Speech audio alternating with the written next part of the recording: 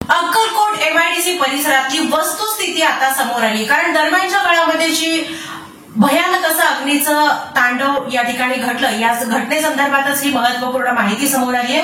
Akkalkot MIDC मध्ये जे काही उद्योजक आहेत ते त्यांचा मार्जिन स्पेस सुद्धा तिथेच आहे, बरेचसे उद्योजक राहण्यासाठी सुद्धा तिथेच आहेत आणि एकंदरीतच वर्षामध्ये तब्बल 429 अशा घटना घडल्या, ज्यामध्ये 26 जणांचा होरपळून आगीमध्ये मृत्यू झालाय।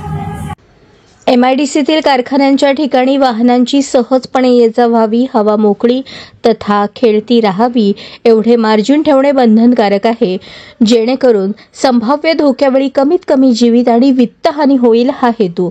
अक्कलकोट रोड एमआयडीसीत हा प्रकार दिसतच नाही।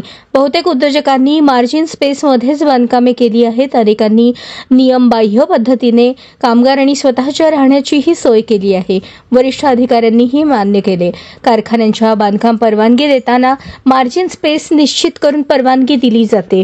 अग्निशामक विभागाकडून त्या ठिकाणी अग्निशमन यंत्रणा उभारल्यानंतर ना हरकत प्रमाणपत्र दिले जाते। मात्र उद्योगात सबसिडी आणि सर्व एनओसी मिळाल्यानंतर कालांतराने उद्योजक हे सोडलेला मार्जिन स्पेस बांधकामाने व्यापून टाकतात असे दिसून आले।